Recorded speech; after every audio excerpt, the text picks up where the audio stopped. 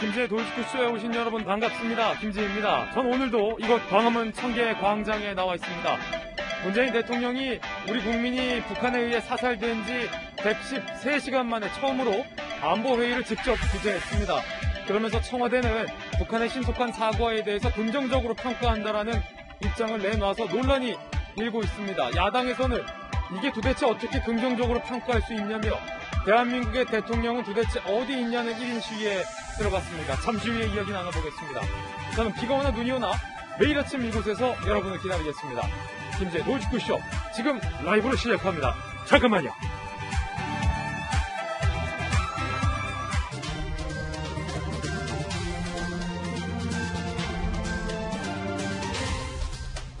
신문 읽어주는 남자입니다. 우리 정부가 사살된 우리 국민의 시신을 찾기 위해서 해경을 동원하여 수색 인력을 2배로 늘렸다고 합니다. 북한이 시신을 불태우지 않았다라고 말하는 것을 굳게 믿고서 수색력을 강화한 겁니다. 그런데 일각에선 살아있을 때 더 집중했어야지라는 비판의 목소리도 나옵니다. 잠시 후에 이야기 나눠보죠. 오늘 조간신문 함께 하시죠. 먼저 동아일보입니다. NLL 이남 수색하고 있는 우리 정부에 향해서 북한이 사과 이틀 만에 영해 침범이다. 오히려 협박적으로 나왔습니다. 우리 군이 공무원 시신 수색에 나서자 북한이 사과 이틀 만에 위협에 나선 겁니다. 이를 두고 사자성어 딱 있습니다. 이럴 때 쓰라고 만든 사자성어 딱 있습니다. 적반 하장도 유분수다. 다음 신문입니다. 이번엔 한국일보입니다. 청와대는 후속 조치를 내놨지만 이것도 늑장이다. 북한에게 공동조사를 뒷북 요청했다. 한국일보 매섭게 비판하고 있습니다. 북한이 이미 조사 통보 일축 후에야 공무원 피격 공동조사를 공식 요청했습니다. 전문가들은 정부가 이렇게 뒤늦게 북한에게 공동조사하면 북한이 받겠냐, 설사 공동조사 받는다 하더라도 뭘 조사할 수 있느냐라고 비판하고 있습니다. 그 사이 북한은 돌변했습니다. 영해 침범하지 말라는 겁니다. 그 가운데 국방부가 적반하장식 북한의 반응에 대응조차 하지 못하고 있다는 비판이 오늘 여러 조간신문에 보도되고 있습니다. 잠시 후에 이야기 나눠보겠습니다. 다음 신문입니다. 이번엔 한겨레 신문입니다. 자, 유가족들은 이렇게 주장하고 있습니다. 구명조끼 입은 것도 월북 증거냐? 월북일 리 없다라는 겁니다. 군 당국은 첩보 있지만 말을 아끼고 있습니다. 월북이냐 실종이냐? 논란이 계속되고 있는 점에 대해서 한겨레 신문은 오늘 집중했습니다. 유가족은 내 동생에 대해서 왜 월북으로 단정하느냐, 왜 몰고 가느냐라며 분통을 터뜨리고 있습니다. 국민을 지키지 못한 군의 추정일 뿐 아니냐라고 말입니다. 당시 정황 공개가 관건인데 과연 군이 뭐라고 입장을 밝힐지 궁금합니다. 다음 신문입니다. 이번엔 서울신문입니다. 군과 다른 선원들의 증언이 나오고 있습니다. 구명조끼 안 입었다. 슬리퍼 그거 누구 건지 모른다라는 겁니다. 군에선 구명조끼를 입었다는 것, 신발을 나란히 선미에 벗어났다는 것을 월북의 이른바 증거로 냈는데 선원들은 전혀 안 그렇다라고 얘기하고 있는 겁니다. 피격 공무원이 탔었던 무궁화 10호 목포로 귀환했습니다. 구명조끼 개수 등 물품관리, 근무 부실, 행적 등등 월북 여부가 영구 미스터리로 남을 가능성을 서울신문은 쓰고 있습니다.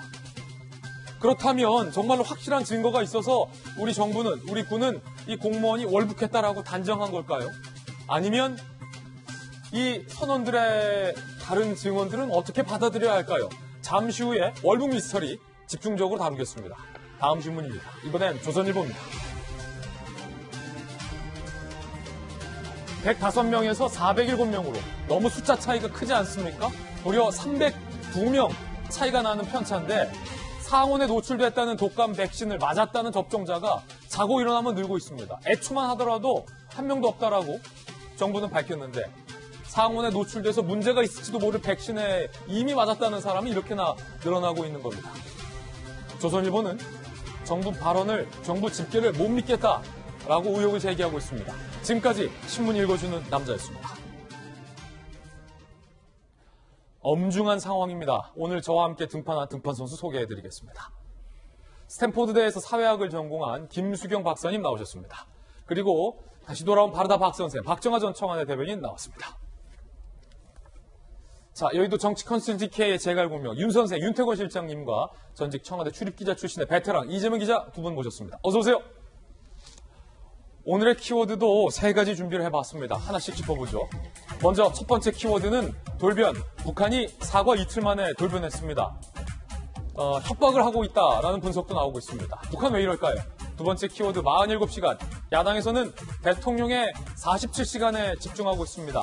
야당에서는 청와대 앞에서 대한민국 대통령은 도대체 어디 있느냐며 1인 시위를 하고 있습니다. 잠시 후 짚어보죠. 세 번째 키워드는 욕설 문자. 민주당의 안민석 의원이 욕설 문자를 보냈다라는 의혹이 제기됐습니다. 문자 메시지도 공개됐습니다. 잠시 후에 짚어봅니다. 김제 돌직구쇼 오늘 톱뉴스로 문을 열겠습니다.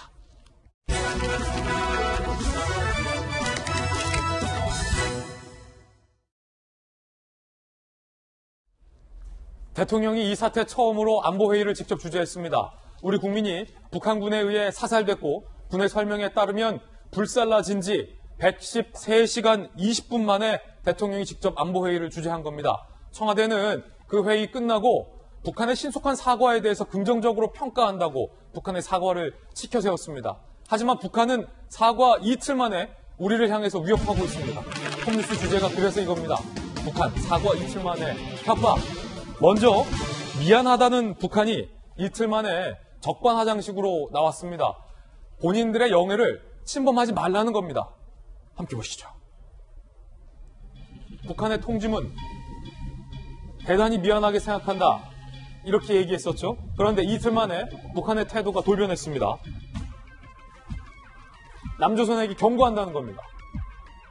수색작전 추정 행동에 우리가 동원시키며 북한 측의 수역을 침범, 또 다른 불미스러운 사건을 예고하게 하고 있다. 뭡니까? 이거 무슨 뜻입니까?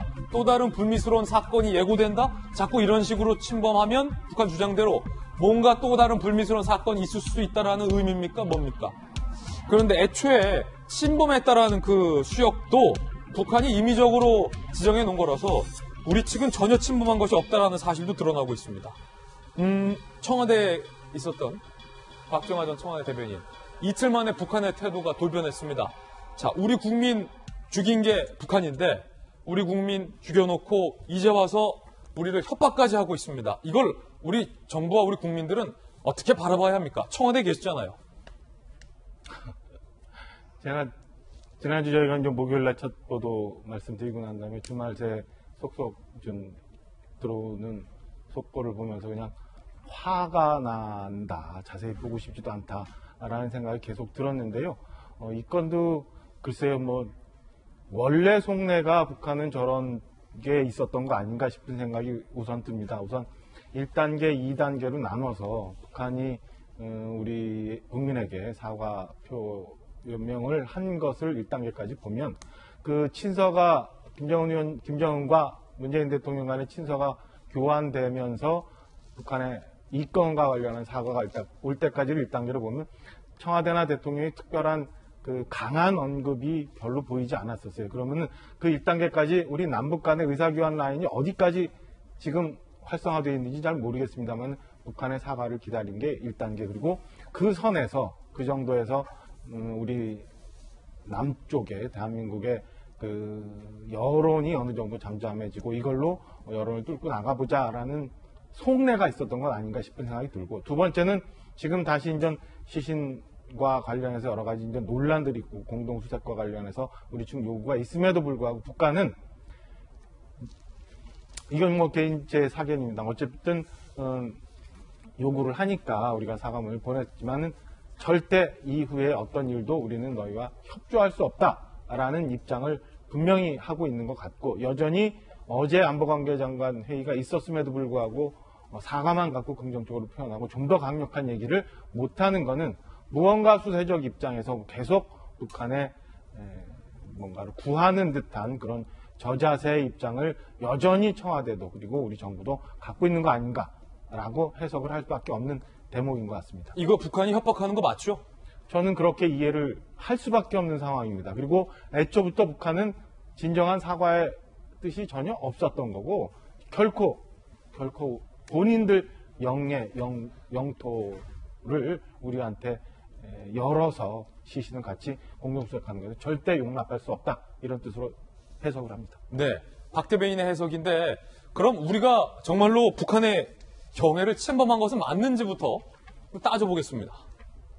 알고 봤더니 침범한 적도 없는데 이렇게 나온 겁니다. NLL 무력화에 아예 북한이 작정한 것 아니냐라는 분석도 오늘 동아일보에 나오고 있습니다. 우리 군은 한 번도 NLL을 넘어서 시신 수색 작전을 한 적이 없다라고 밝힙니다. 그런데 북한은 왜 이렇게 나올까? 1999년 북측에서 일방적으로 설정한 서해해상 군사 분계선을 근거하고 있는 거다. NLL보다 아래에 걸쳐 있어서 북한에게 유리하게 설정된 건데 이걸 넘었다라고 지금 주장하는 게 아니냐라고 추정되고요. 애초에 아예 NLL 자체를 북한이 이번 기회를 계기로 부정하는 것뿐만 아니라 무력화하려는 건 아니냐라는 더 나아간 분석도 지금 나오고 있는 그런 상황입니다. 이재명 기자, 황당하네요? 따져보니까 애초에 우리 군과 우리 해경이 북한의 영해를 침범한 적도 없는데 침범하지도 않았는데 지금 불미스러운 일을 또 예고하느니 침범하느니 북한이 이렇게 공세를 높이고 있는 거군요. 그렇죠. 아무래도 이제 NLL 자체는 1953년 8월 달에 유엔 사령관이 설정한 이후 지금까지 67년째 실질적으로는 해상 경계선이죠. 그런데 아마 지금 북한이 문제 삼는 거는 1999년도에 북한이 일방적으로 설정한 해상 분계선이 있죠. 그게 NLL보다 아래에 있습니다. 그러다 보니까 지금 화면에 보시는 것처럼 그 안 수역 속에 저희 함정이라든지 어선이 있었다는 걸 문제 삼아서 지금 북한 영해를 침범한 거 아니냐 이렇게 주장하고 있는 것 같습니다.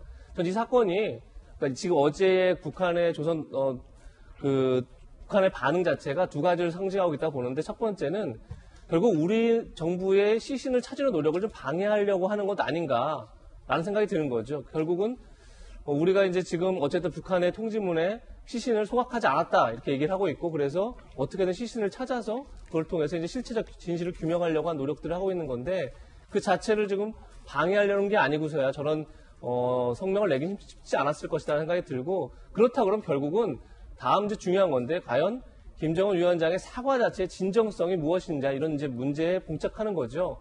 결국 김정은 위원장의 사과가 진정성을 가지려면 결국은 그 이후에 실체적 진실을 규명하는데 북한이 얼마나 협조하느냐 이걸 봤을 때 그 사과의 진정성을 알 수 있을 텐데 지금 바로 사과한 이틀 만에 영해 침범은 오히려 더 간과할 수 없고 불미스러운 사고가 또 터질 수 있다 이렇게 얘기한 거 봐서는 그 진정성 자체가 없는 것 아니냐 이렇게 봐야 되는 게 아닌가 이런 생각이 들고 그런 점에서 어쨌든 지금 우리 청와대가 공동조사를 하자 이렇게 요청해 놓은 상태인데 과연 거기 얼마나 호응할지를 봐야 그야말로 김정은 사과의 진정성을 알 수 있다 이렇게 얘기할 수 있을 것 같습니다. 예. 청와대가 북한의 신속한 사과에 대해서 긍정적으로 평가한다라는 청와대 입장을 내놨습니다. 문재인 대통령이 우리 국민이 북한에 의해서 사살된 지 113시간 만에 처음으로 안보회의를 주재하고 나선 뒤에 청와대 입장이 나온 겁니다. 굉장히 논란입니다. 들어보시죠. 북측의 신속한 사과와 재발 방지 약속을 긍정적으로 평가함. 조속한 진상 규명을 위한 공동조사를 요청함. 이를 위한 소통과 협의, 정보 교환을 위해 군사통신선의 복구와 재가동을 요청함. 방금 들으셨듯이 긍정적으로 청와대는 평가한다는 입장을 내놨습니다. 문재인 대통령이 몇 시간 만에 안보 관계장관 회의 등을 직접 주재했는지도 더 세세하게 살펴보시죠. 야당에서 문재인 대통령의 47시간을 문제 삼고 있는 가운데 공무원이 사살된 지 113시간 20분 만에 그리고 사살이 보고된 후 102시간 30분 만에 대통령이 안보 장관 회의를 직접 주재한 겁니다. 아시다시피 앞선 NSC는 대통령이 참석하지 않았죠.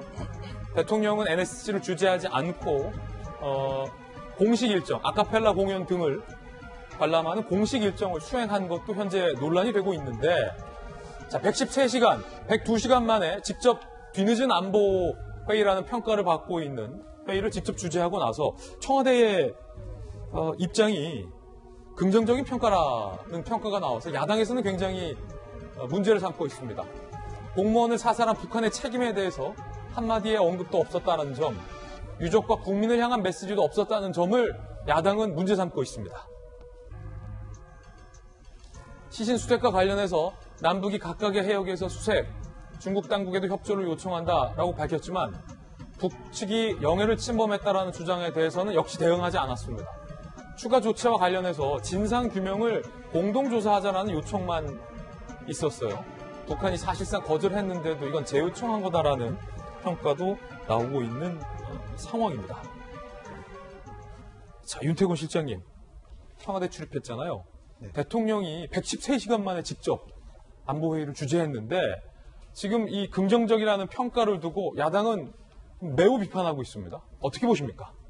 저는 그러니까 뭐 나눠서 볼 수 있는 거죠. 북한이 좀 조속하게 우리가 생각했던 것보다 빨리 김정은 위원장의 말하자면 메시지가 들어있는 입장을 낸 거, 그리고 그 입장 속에 보면은 앞으로 이런 일이 벌어지지 않기 위해서 뭐 어떻게 저떻게 하겠다라는 것도 있어요. 그 자체를 긍정적으로 볼 수 있는 건데, 근데 말이 이제 다르고 다른데 이러이러한 것은 잘못됐다. 다만 이건 긍정적으로 볼 수 있다라는 표현이 되느냐, 아니면 이게 앞으로 가고 뭐가 잘못됐다는 표현은 없지 않았냐. 그 부분 긍정적으로 볼 수 있는 면은 제가 봐도 있는 게 있어요. 뭐 예컨대 박왕자 씨 피격 사건이라든지 목함지뢰라든지 이건 여권에서 지금 많이 이야기하는, 아니 과거 정부 때도 이런 일이 있지 않았냐라고 했는데, 그 박왕자 씨 피격 때는 박정화 대변인 잘 아시겠지만 북한이 명승지 지도국 명의로, 그러니까 우리로 치면은 그 관광 관리하는 그 당국의 명의로 유감 표명을 했고, 목함지뢰 사태 때는 좀 더 급이 높았죠. 황병서 당시에 총참모장인가 명의로 했으니까 그때보다는 격상된 것은 맞다. 그렇다면은 저는 이제 청와대가 그렇게 할 수 있지 않을까 싶어요. 그게 긍정적으로 평가할 수 있는데, 이게 진정성이 있으려고 하면은 이러이러한 것들 구체적으로, 물론 그 이야기했죠. 공동조사 이런 부분에 대해 가지고, 여기에 대해 가지고 방점을 찍는 게 더 맞지 않았냐 싶습니다. 예, 이재명 기자. 야당에서는 청와대의 긍정적이라는 평가를 두고 굉장히 문제 삼고 있는데, 우리 국민이 북한에 의해서 사살됐다라는 상황은 전혀 변한 것이 없는데, 그럼 북한을 향한 강한 책임 규명은 없이 북한의 사과에 청와대가 너무 지나치게 고마워하고 있는 것 아니냐라는 것을 문제 삼고 있습니다. 정말 이 대통령이 직접 주재한 회의에서 유족을 향한 메시지나 국민을 향한 메시지, 혹은 북한 책임을 규탄하는 메시지가 없었습니까, 정말? 그렇죠. 4개 항목 중에는 없었었죠. 제가 공동조사를 하고, 그리고 그러니까 남북이 다 양쪽에서 다 발표를 했었는데, 그 발표에 북한 내지 말고 하여튼 원점에서 다시 조사를 하자, 이런 게 이제 중심에 있었지만, 사실 첫 번째 항목이 긍정적이게 문제가 있는 것 같습니다. 물론 윤태곤 실장 말한 것처럼 김정은 위원장이 직접 미안하다는 성명을 내는 것 자체 굉장히 이례적인 건 틀림없어 보입니다. 문제는 그 사과 자체에 아까 말씀드린 진정성이 확인되려면 결국은 그 다음 후속 조치를 북한이 어떻게 해주느냐, 이 문제가 굉장히 중요하겠죠. 그런데 저희가 보다시피 청와대 긍정평가와 무관하게 오히려 북한에서는 영해 침범을 간과하지 않겠다, 이런 성명을 낸 겁니다. 그렇기 때문에 과연 이 사과에 진정성이 있느냐, 이런 의문이 하나 남는 거고, 사실 이런 게 또 있습니다. 그러니까 우리가 22일 날 사건이 발생하고 23일 날 유엔사를 통해서 통지문을 북한에 보냈습니다. 하지만 북한은 아무런 답을 하지 않았습니다. 그리고 24일 날 우리 군이 발표를 합니다. 그러고 나니까 바로 다음 날 북한의 통지문을 통해서 어떻게 보면 우리 군의 발표를 전면 부인하는 통지 내용을 보도하죠. 그러니까 발표하죠. 그 자체가 어떻게 보면 사실 우리 군의 발표에 굉장히 혼선을 주고, 우리 군의 발표가 잘못됐다, 이렇게 어떻게 보면 갈등을 유발할 수 있는 소지가 있는 거죠. 그러니까 과연 그 통지문에 담겨있는 사과가 얼마나 진정성 있느냐, 기본적으로 많은 국민들이 의문을 가질 수밖에 없는 상황이죠. 그런 점에 있어서 청와대가 대통령이 113시간 만에 이 사건이 난 지 처음 회의를 주재하면서 첫 번째 그 성명에서 첫 번째 항목이 북한의 사과 재발 방지 노력이 긍정적이다라고 한 것 자체는 좀 너무 섣부른 게 아닌가, 이런 생각이 분명히 듭니다. 야당의 입장 논평도 살펴보시죠. 야당에서는 북측 지도자의 한마디 사과를 하늘처럼 떠받들고 우리 국민의 피눈물 나는 현실을 외면한 채 긍정적이라는 말을 썼다. 태어나서 긍정적이라는 말을 이토록 슬프게 바라본 적이 있나 싶다. 절망감을 느낀다. 야당에서는 이렇게 얘기를 하고 있다는 점도 소개를 해드리겠습니다. 한편 북한이 시신을 안 태웠다 라는 북한의 말 한마디에 우리 해경 등등 수색 인력을 2배로 늘린 것도 논란이 되고 있습니다. 북한 통지문에 따르면 단속정 정장이 총격을 결심해서 사격한 거다. 그 후 부유물만 소각했다. 시신은 없다. 모르겠다. 라고 북한은 주장했습니다. 자, 북한의 주장이 나오자 대한민국 정부는 이모 씨의 시신 수색을 위해서 수색함정 39척, 항공기 6대를 투입했습니다. 그런데 우리 국민이 실종됐던 당시에는 함정이 20척, 항공기가 2대밖에 투입되지 않았습니다. 그러다 보니까 오히려 살아있을 때는 수색에 동원된 인력과 장비가 적고 사망하고 나서야 대대적인 장비와 인력이 투입되는 건 아니냐라는 시각도 제기되고 있고요. 우리 군은 분명 시신의 소각까지 40분간 확인했다라고 밝혔는데 정부의 입장을 스스로 부인하는 모양이 아니냐라는 비판도 나오고 있습니다. 군은 북측이 사사로 시신 태우는 모습을 40분 관측했다라고 공식적으로 밝힌 바 있습니다. 군 안팎에선 시신이 잿가루가 돼 바다에 흩어졌을 가능성이 큰 상황인데 시신 찾겠다고 바다 헤집는 게 앞뒤가 맞지 않는다라는 이야기를 조선일보에 보도하고 있고요. 군 관계자는 북한이 시신을 태우지 않았다는 일방적 주장에 요란하게 뒷북을 하고 있다라고도 조선일보에 인터뷰를 하고 있습니다. 자, 북한을 또 연구하고 있는 김수경 박사님, 이거 어떻게 보십니까? 일단은 우리 군이 낸 첩보 내용을 우리 정부가 스스로 부인하는 거다라는 지적에 대해서는 어떻게 생각하세요? 당초 국방부에서 시신이 40분간 불태워지는 것을 관측했다고 했거든요. 그렇다면은 사실 시신의 대부분이 재가 되어서 사라졌거나 그랬을 가능성이 큰데 북한에서 그 이후에 자기네들이 조사한 바에 따르면 그 시신이 불태워진 게 아니라 시신은 아마 사살된 걸로 보이고 다가갔을 때는 이미 시신이 사라졌었고 부유물만 남아서 부유물만 태웠다 이렇게 얘기를 하고 있습니다. 물론 뭐 지금 정확하게 100% 무엇이 진실인지를 다 알 수는 없기 때문에 뭐 군에서도 물론 첩보를 상당한 신빙성이 있다고 생각해서 이렇게 발표를 했겠지만 또 그것이 틀릴 가능성도 있으므로 이렇게 여러 뭐 함정이나 비행기를 띄워서 혹시 시신의 일부라도 우리가 다시 가져올 수 있는지를 보는 것 자체를 저는 그렇게 뭐라고 하고 싶지는 않아요. 그 정도라도 우리가 또 노력하고 있다는 모습을 이제 보여줘야 된다고 생각을 하긴 하는데 문제는 이제 모순이 너무 많다는 거죠. 그러니까 북한이 말하는 해명과 우리가 포착한 그런 사실 첩보의 내용이 너무 달라서 국민의 입장에서는 도대체 뭐가 진짜나라는 게 궁금할 수밖에 없는 거고 또 예를 들면은 북한 우리 해군 우리 국방부에서는 왜 지금 이 분이 월북했다고 했는지 북한에서는 전혀 뭐 물어도 아무 대답이 없어서 뭐 이렇게 사살했다는 거 아닙니까? 그러니까 왜 월북했다고 했는지 또는 뭐 왜 우리 쪽에서는 이제 해군사령관 어느 정도의 체계를 밟아가지고 지시가 내려와서 아마 이러한 사살이 일어났을 것이라고 이제 얘기를 했는데 북한에서는 그냥 경비선의 정장이 단독으로 결정해서 한 사안이라고 얘기를 했거든요. 이런 너무나 많은 모순점들이 존재를 하기 때문에 당연히 북한 측에 우리 좀 공동으로 우리가 가지고 있는 조각의 진실들을 맞춰서 뭐가 진짜인지를 우리 살펴보자고 할 수밖에 없는 노릇이고 북한이 만약에 여기에 참여를 안 한다 그러면 적어도 우리가 가지고 있는 그 상당한 신빙성이 있다는 첩보의 내용이 무엇인지를 우리 국민들에게 알려주고 나머지는 국민들이 판단하게 해야 된다고 생각을 합니다. 그리고 만약에 그게 정보의 민감성 때문에 국민에게 오픈할 수 없다면 적어도 정보위 수준에서 비공개로라도 국회의원들에게는 이런 거를 내밀어서 적어도 야당 의원들을 설득할 수 있는 정도의 근거는 이제 제시를 해야 되는데 아무런 이제 근거가 제시되지 않은 상태로 모순이 너무나 많은 사건이고 아무리 정치적인 어떤 해석을 배제하더라도 그냥 국민의 한 사람을 볼 때 설명되지 않는 부분이 너무 많아서 그 부분에 대한 정부나 국방부의 어떤 좀 설명이 필요하다 그런 생각이 듭니다. 근데 이게 좀 어려운 게요. 윤태호 실장님. 네, 김수영 박사님 말씀하셨는데 사실은 국방위하고 정보위가 있었죠. 국방위는 위원회가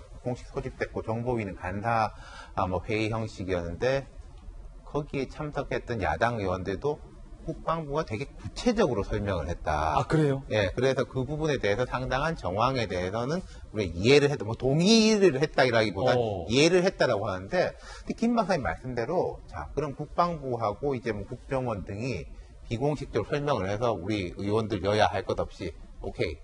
우리 원래 말이 맞구나. 월북의 정황이 매우 강하구나. 라고 하면 그다음 뭐가 해결되는 게 있냐. 그럼 더 어려워질 수도 있어요.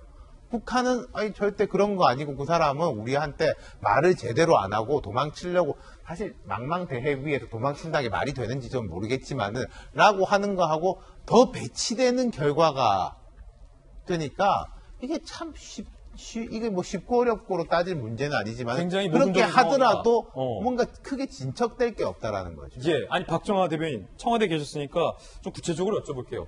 북한은 우리 시신 안 태웠는데?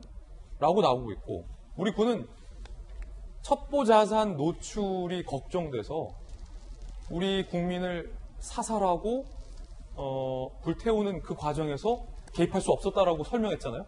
그렇게 중요한 첩보 자산으로 획득한 우리 군의 첩보 내용은 분명히 시신에 기름까지 부어서 불을 질렀다. 우리 군은 이렇게 밝히고 있는데 이거 북한 말을 믿어야 합니까? 아니면 우리 군의 첩보를 믿어야 합니까? 어느 쪽에 더 신빙성이 있는 겁니까?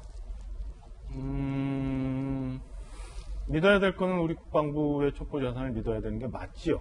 근데 지금 현재 청와대와 정부가 보이고 있는 거는 북한 말을 더 믿어라라고 얘기하는 거라고 저는 개인적으로 해석을 합니다. 그러니까 두 분 말씀 주셨는데 저는 지금 여전히 청와대가 보면 우리 뭐 야당이나 국민들을 대상으로 사실관계를 투명하게 공개하고 있다기보다는 북한하고의 더 많은 그 무언가의 정보와 무언가의 의견 교환을 하고 있는 것 아닌가라는 의심이 하나 우선 들고요.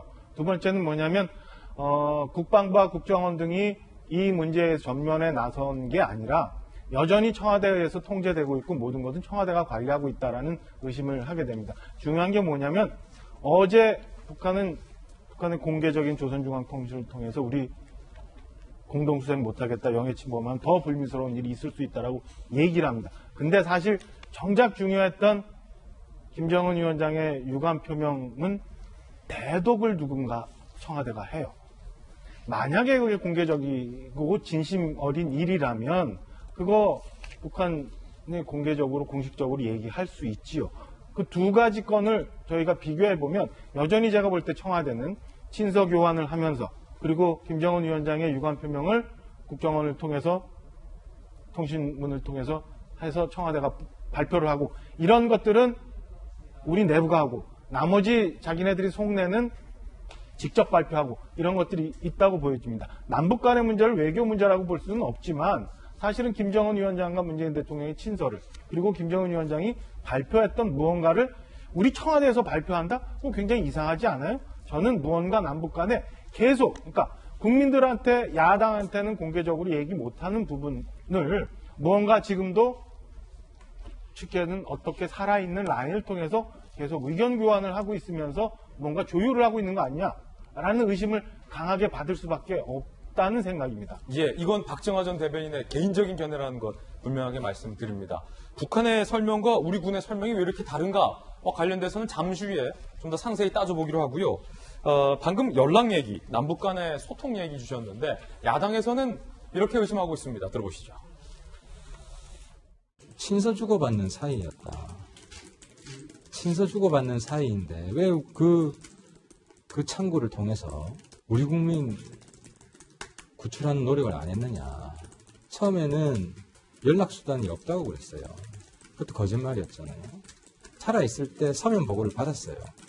그러면 그 사이가 나쁜 것도 아닌데 우리 국민 신변 보장을 요구를 했으면 이렇게 상황이 악화되지 않았어요. 근데 이 소통 창구가 있다는 걸 은폐했고 소통 창구를 우리 국민을 살리는 데는 전혀 활용을 안 했다.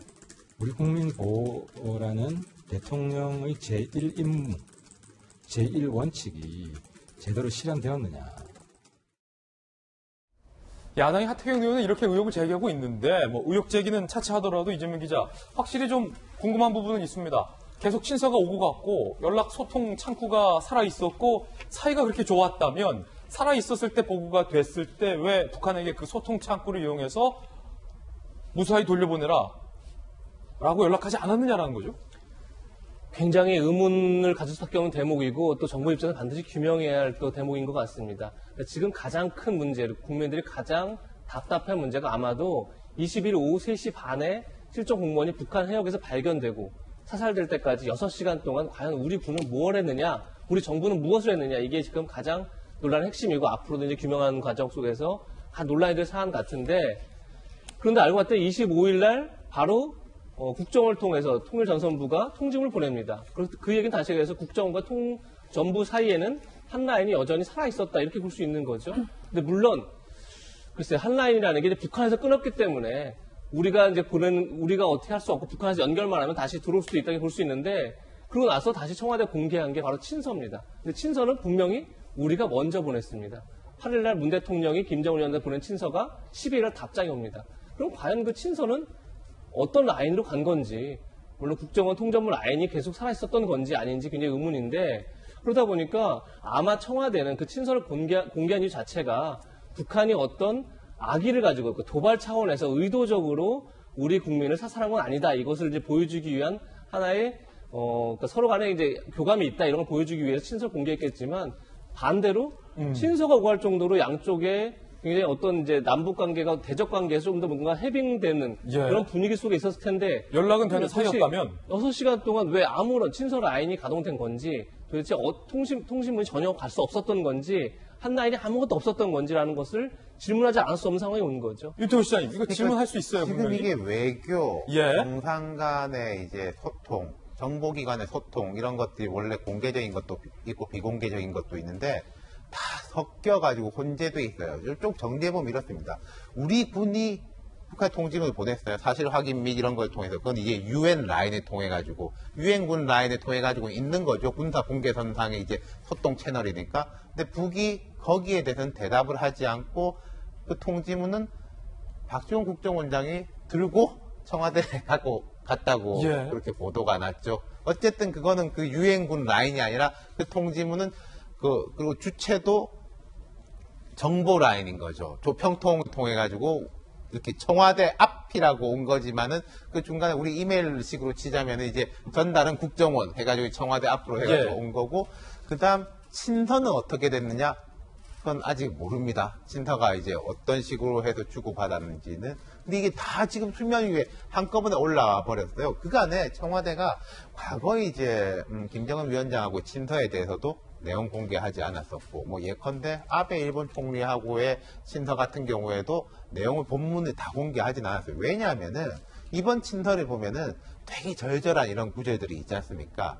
그게 이렇게 공개가 되면 아 남북 사이가 좋구나도 되지만은 예컨대 일본하고 우리 대통령하고의 친서도 그런 표현들 되게 많을 거예요. 그러면 국민들이 볼 때는 이게 앞으로 싸우면서 자기들이 친하단 말이냐라고 또 배신감 느낄 수 있지 않습니까? 예. 근데 친서라는 건 원래 그런 거거든요. 원래 그런 거다. 원래 좀 네. 정겹고 친절하는 건 네, 원래 그렇고 그런 더 거다. 이제 깍듯하게 대해주고 이런 것인데 지금 이게 보통 원래 공개되는 것과 공개되지 않는 것들이 똑같이 올라와 버려가지고 지금 통로라든지 이 무게를 어떤 걸 무게를 더 실어야 되는지가 다 헷갈려져 버린 상황이에요. 정리가 제대로 안 되죠. 여전히 혼란스러운 거는 그 친서의 내용도 그렇지만 친서와 이 김정은의 사과 표명 뭐 이런 부분에 있어서 과연 과거에 있었던 뭐 얼마 지나지 않은 9월 초지만 과거에 있었던 기내가 얘기하는 정상의 친서를 공개하는데 그것도 우리 대한민국의 국정원을 통해서 청와대가 공개하는데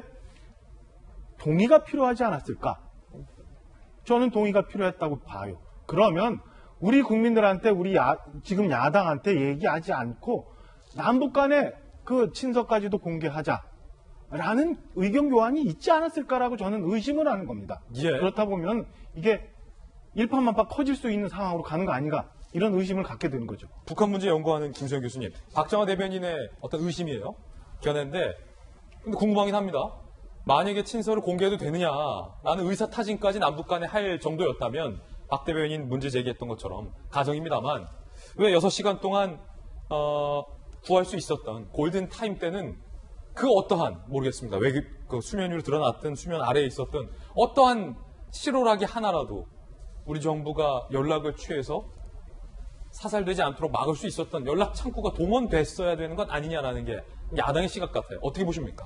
그러니까 정부의 입장에서는 어쨌든 그 순간만은 이제 좋게 생각하자면 나름의 최선의 판단을 했을 겁니다. 그 정부의 입장에서는 여러 가지를 고려했어야 됐겠죠. 근데 제가 하나 말씀드리고 싶은 것은 어쨌든 결과론적으로 한 사람 이제 사망하는 사건이 발생했기 때문에 그것이 그 당시에 얼마나 최선의 판단이었다 하더라도 결과적으로는 오판일 수밖에 없어요. 왜냐하면 사람이 사망했기 때문에. 근데 그래서 왜 이런 일이 발생했냐, 왜 빨리 더 조치가 취해지지 않았냐, 이런 얘기들을 많이들 하시는데, 정부가 우리가 이제 이렇게 그분의 죽음이 헛되지 않으려면 다시 이런 일이 발생하지 않도록 시스템을 재정비하고 잘못이 있으면 바로잡고 이제 이런 것들을 우리가 다시 생각해야 되는데 계속 잘못한 게 아니었다, 잘못이 없었다 이런 거로만 계속 얘기가 집중되게 되면 이제 정부에서도 너무 방어적으로 잘못이 없다, 그때는 뭐 그럴 수밖에 없었다, 여러 가지 정황이 있었다라고 얘기를 하게 되면은 그분의 죽음이 너무 헛되어 버려지는 거잖아요. 그래서 정부의 입장에서도 지금 우리가 많은 얘기들을 하고 있는데 정작 뭐 여론도 신경 써야 되고 남북 관계도 신경 써야 되고 여러 가지 있지만 유가족에 대한 신경이 너무 없어요. 말해지는 뭐 말의 표현부터 시작해서 우리가 너무 쉽게 그 유가족은 다 빼고 지금 모든 걸 얘기하고 있다는 생각마저 들거든요. 그래서 제 생각에는 이제 좀 뭐가 됐든 사람이 죽었기 때문에 오판이었다. 이 부분을 좀 청와대와 정부가 인정해야 된다는 생각이 듭니다. 예, 잠시 후에 피살된 분의 이제 친형 유가족의 인터뷰 내용 저희들이 준비하고 있습니다. 잠시 후에 전해드립니다. 이번엔 저희가 준비한 두 번째 이슈입니다. 여권에서는 논란이 되는 표현들이 나왔습니다. 한 분은 김정은의 사과를 두고 계몽군주라고 치켜세웠고, 여당의 대표는 시신을 화장했다라는 표현을 고집해서 논란이 일고 있습니다. 먼저 야당에서는 청와대를 규탄하고 있습니다. 주호영 원내대표의 1인 시위 모습 먼저 살펴보고 이야기 이어가겠습니다. 대한민국 대통령은 국군 통수권자이고 국민의 생명을 보호할 최고 책임이 있는 분인데 이런 광고에 언급이 없었습니다. 많은 국민들이 우리 대통령이 지금 어디 계시냐, 우리나라 대통령께서 정말 계시는지, 제대로 대통령직을 수행하고 있는지 여쭈어보기 위해서 이렇게 나왔습니다. 그런가 하면 청와대에 이 같은 국민청원이 올라왔다고 합니다. 청와대 청원 게시판에 올라온 청원 내용은 과연 무엇일까요? 여러 신문들에 보도가 되고 있는데요. 함께 보시죠. 내용은 이렇습니다. 북한 피격사망 공무원 사건에 대한 대통령과 정부의 합리적 대응을 촉구한다라는 청원 제목이 있고요. 내용은 이렇습니다. 대체 우리나라 국민이 두 아이를 둔 40대 가장이 동물에게 저질러져서 참혹하다 여길 일을 당하는 동안 대한민국 정부와 대통령은 무엇을 했느냐? 저는 두렵다. 정치 이념과 국제 정세의 흐름 속에서 저 또한, 제 가족 또한, 제 이웃 또한 이렇게 버려질 수 있겠다는 생각이 들기 때문에 두렵다라는 내용의 청와대 청원도 올라왔다는 겁니다. 그런가 하면 민주당의 대북 규탄 결의안에 대해 유보적인 태도도 논란이 되고 있습니다. 민주당의 입장 들어보시죠. 규탄 결의안을 먼저 채택을 하고 그 이해 문제는 다음에 얘기했으면 좋겠다, 이렇게 얘기했는데 김정은 국무위원장이 신속하게 두 번에 걸쳐서 사과의 성명을 얘기를 했기 때문에 그 변화된 상황을 잘 반영을 해서 그런 사실관계를 좀 정확히 파악한 다음에 결과적으로 김정은이 사과를 했기 때문에 규탄 결의안은 좀 생각해보자 라는 뜻으로 들리는데요. 야당에서는 어떻게 보고 있을까요? 민주당이 왜 그런 자세를 갖다가 취하는지, 마치 김정은 은희가 무슨 사과한다는 형식의 전문 하나 보고 여권에 있는 사람들이 너무 거기에 대해서 마치 반격한 사람들처럼 행동을 취하는 그 자체를 내가 이해하기가 굉장히 힘들어요. 이재명 기자, 지금 정의당까지 대북 규탄 결의안을 채택하자라는 것을 요구하고 있는데 민주당이 조금 전 설명 들어보니까 유보적인 듯해요? 네, 그러니까 지금 이제 순서를 좀 말씀드리면 25일에 민주당이 먼저 대북 규탄 결의안을 채택하기 위해서 오늘, 그러니까 28일 오늘 본회의를 원포인트로 열자 이렇게 제안을 했었죠. 그랬더니 이제 다시 국민의힘에서 본회의를 열어서 규탄 결의안만 채택하는 게 아니라 긴급 현안 질의를 같이 하자. 그러니까 안보 장관들을 불러다가 당시 상황이 어땠는지 긴급 현안 질의를 같이 하자 이렇게 역제안을 합니다. 그랬더니 민주당에서는 긴급 현안 질의는 각 상임위에서 하고 있으니까, 그래도 국감에서 할 수 있으니까 일단 본회의만 열자 이렇게 얘기를 했었는데 그 상황 속에서 이제 김정은의 사과문이 나왔고 그러면 좀 더 상황을 보자 뭐 이렇게 이제 입장을 다시 이제 번복을 합니다. 또 오늘 지금 오전에 보니까 국민의힘이 자 좋다 그럼 긴급 현안 질의 하지 말고 규탄 결의안만 아니라 채택하자 이렇게 다시 역제안을 또 해놓은 상태입니다. 예. 그래서 아마 원내 수석들이 조만간 오전 중에 회동을 해서 오늘 본회의를 열어서 규탄 결의안을 채택할지 말지를 정리할 것 같은데, 뭐 저희가 아까 전에 앞선 주제에서 충분히 살펴봤지만 물론 김정은 위원의 사과는 분명 이례적이고 신속했습니다. 하지만 그것이 후에 그러니까 사후에 지금 공동조사로 이어질 건지, 그리고 어떤 시신 수습 과정 등의 북한의 협조를 충분히 얻을 수 있는 건지 같은 게 불명확한 상황에서 저는 분명히 뭐 정부는 정부대로, 청와대는 청와대로 움직일 수 있지만 국회는 국회대로 충분히 뭐 규탄을 통해서 북한을 압박할 수 있다. 그래서 어쨌든 정부와 국회가 서로의 역할들을 충분히 해야 된다 이런 생각이 들고, 그런 점에서 원내 수석 회동 결과를 지켜봐야겠지만 저는 정부가 지금 세계 각국에서 다 규탄을 하고 있는 상황에서 우리 국회가 규탄 성명 하나 내지 못한다는 건 굉장히 수치스러운 일이 아닌가 이런 생각도 듭니다. 예. 우리가 국회가 규탄한다고 북한이 과연 이걸 얼마나 들을 것인가? 규탄 결의안의 효용과 관련돼서는 뭐 논란이 있습니다만 적어도 규탄 결의안조차 채택하지 못한다라는 것은 분명한 뉴스가 될 것 같습니다. 잠시 후에 이와 관련된 여야 합의가 있다면 소개해드리겠습니다. 그런가 하면 민주당의 이낙연 대표가 시신 화장이란 표현을 여전히 써서 논란이 되고 있는데요. 함께 보시죠. 시신 화장 여부 등에서 남북의 기존 발표는 차이가 난다. 남북이 공동으로 조사하자는 제안을 북측이 신속히 수용할 것을 촉구한다라고 말을 했습니다. 그러자 국민의힘에선 남북 누구도 장사 지냈다는 말을 한 적이 없다. 이 대표의 단어 선택은 여당 지도부가 이 사건을 얼마나 왜곡 은폐하려든지 말해주는 것이다. 라고 또 공세를 하고 있습니다.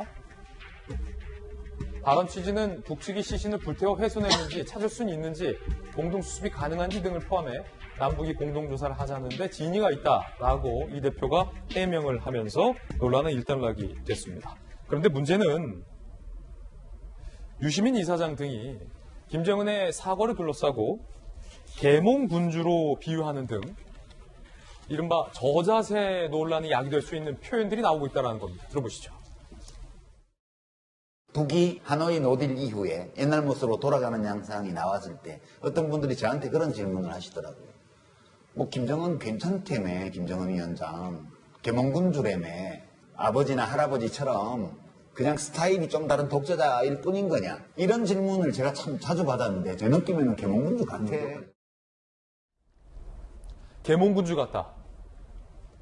라고 김정은을 치켜 세운 겁니다. 그러자 이 유시민 이사장의 발언에 비판이 쏟아지고 있습니다. 국민의당에서는 국민적 정세에 눈을 감은 한심한 작태다. 응당 받아야 할 사과를 마치 성은이나 입은 양 떠들어댄 노예근성이다라고 비판했고, 김근식 교수는 김정은의 무늬만 사과에 다들 감옥하며 계몽군주라고 칭송하는 나라가 나라냐라고 비판을 하고 있습니다. 시무 7조를 썼던 조은사는 오타냈나라고 비판하고 있는데요. 계몽군주라 비벼댈 마음에 오타라도 낸 건 아니냐. 자유로운 장군님의 사과 하나에 또다시 온갖 벌레들이 들러붙어 빨판을 들이민다라고 매우 비판을 하고 있는 그런 상황입니다. 윤태호 실장님, 이 계몽군주 어떻게 보십니까? 저는 이게 뭐 정치학에 대해서 이게 논쟁할 자리가 아닌데 독재자가 계몽군주보다 낫다고 생각하거든요. 예. 독재자는 사람들 신경 쓰면서 하는 거고 계몽군주는 내가 옳다라고 생각하는 거에 대해서 하는 군주예요. 그렇죠. 군주는 군주예요. 계몽이 중요한 게 아니라. 그런데 이제 통상적으로 우리 사회에서 이제 계몽군주라는 게 또 긍정적으로 받아들여지는 것이고, 저 앞뒤 맥락을 보면은 유시민 이사장도 긍정적으로 그 김정은 위원장이 자기 선대들보다 낫다라는 그 방점을 찍고 이야기한 거 아니겠습니까? 뭐 그런 면이 있을 수도 있겠죠. 근데 항상 우리가 이야기한 게 TPO지 않습니까? 얼마나 적절하냐. 지금 이 상황에서 저런 이야기가 나오는 것이 맞느냐. 그리고 아까 제가 말씀드린 거, 지금 이야기해야, 뭐, 속으로 이야기해야 될 거, 비공식적으로 이야기해야 될 거, 내부 회의에서 이야기해야 될 거, 국민들한테 이야기해야 될 것들이 그냥 다 섞여가지고 올라와 있어요. 저는 뭐 여권에서 저렇게 판단을 하고 또 정부에서 김정은 위원장이 이런 부분에도 불구하고 이렇게 긍정적인 부분이 있고 이런 건 부정적인 게 있으니까 우리가 긍정적인 거 추동하고 부정적인 것을 이제 압박을 하자라는 보고서를 당연하게 쓰고 그렇게 따라서 이제 정책 판단을 내려야죠. 하지만 저것은 다들 보라고 한 공개 유튜브지 않습니까? 예. 왜 그랬을까? 왜 그랬을까? 좀 이해가 잘 안 되죠. 이해가 안 되는 발언이다. 그런가 하면 민주평통 수석 부의장 정세현 부의장은 우리 국민이 사망한 이 사건 관련해서 전화위복이라고 표현을 했습니다.